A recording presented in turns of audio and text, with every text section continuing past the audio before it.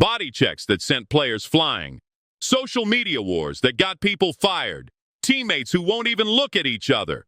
The WNBA has always been physical, always been competitive.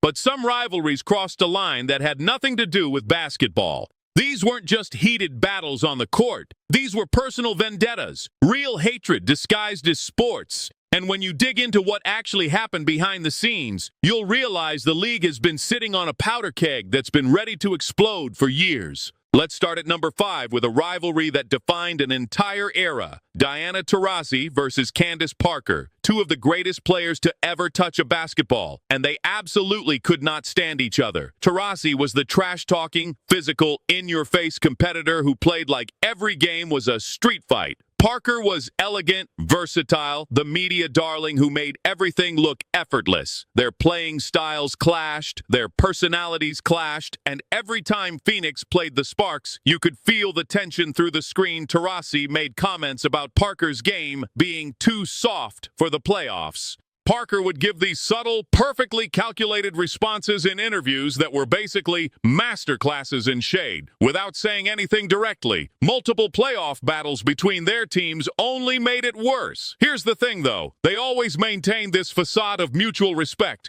Oh, she's a great player. I admire her game. All the politically correct stuff. But anyone watching closely knew it was bull. After retirement, both got more honest about how much they actually disliked each other during those years. The competitive fire was real, but so was the genuine dislike. That's what made it so intense. Number 4 takes us to one of the most awkward situations in WNBA history. Kahleah Copper and Sophie Cunningham going from finals enemies to forced teammates. The 2021 WNBA Finals between Chicago and Phoenix was brutal, but Game 2 is where things got out of hand. Copper and Cunningham got tangled up, and Cunningham straight up accused Copper of grabbing her neck during the scuffle.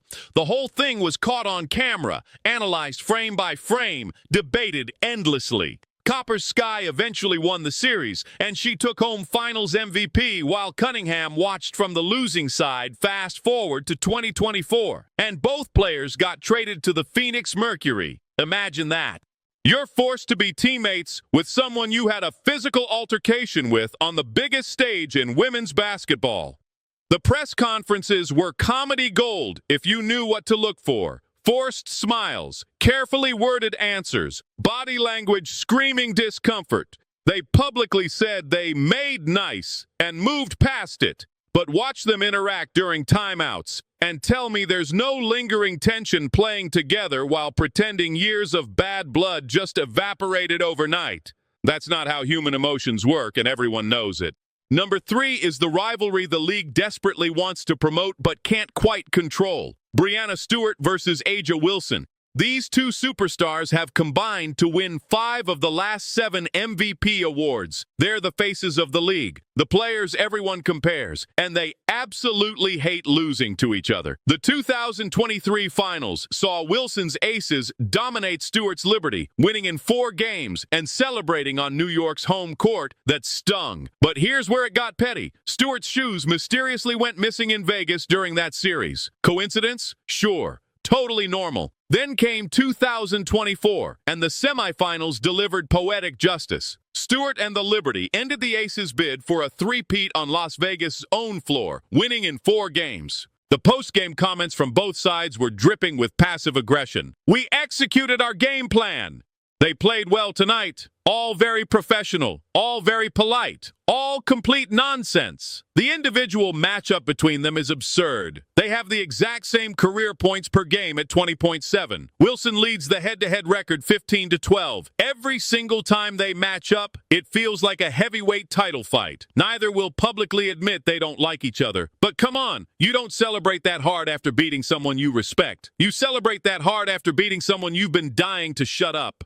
Number 2 is where things got genuinely ugly. Chennedy Carter versus Caitlin Clark. June 1st, 2024. A date that will live in WNBA infamy. The Indiana Fever were playing the Chicago Sky, and in the third quarter, Carter delivered a shoulder check to Clark that sent her flying to the ground. This wasn't a basketball play. This was away from the ball, completely unnecessary, and Vicious Clark wasn't even looking. The officials called it a common foul during the game, which was a joke. Angel Reese jumped off the bench celebrating like Carter just hit a game winner. The internet exploded. The WNBA upgraded it to a flagrant one the next day, but the damage was done.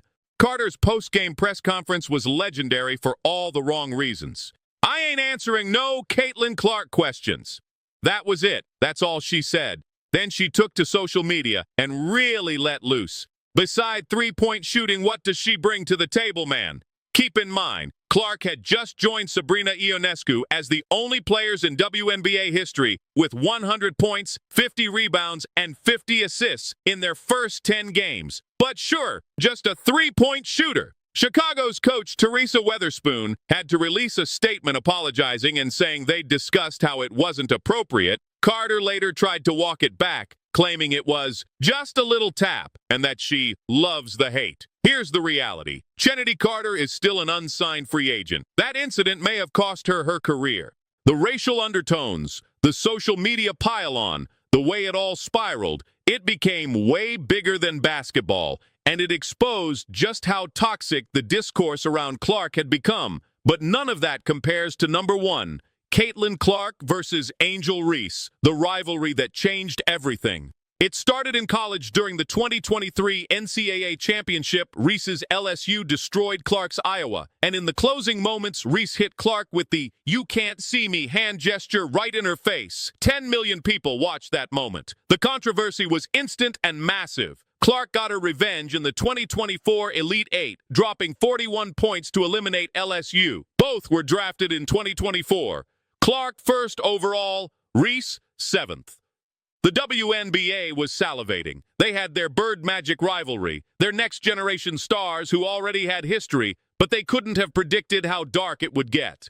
The first professional meeting included the Chennedy Carter incident, with Reese celebrating from the bench. After the game, Reese refused to attend the mandatory press conference. The league fined her $1,000. When Rookie of the Year voting came around, Clark got 66 of 67 votes. One anonymous voter chose Reese, denying Clark the unanimous selection. The pettiness was off the charts. Death threats and racist abuse were sent to both players. The 2025 season opener reignited everything. Clark committed a flagrant foul on Reese. Reese tried to confront her. Teammates had to separate them. The league investigated alleged racist fan comments. Sports analyst Pat McAfee called Clark a white bitch superstar on national television before apologizing.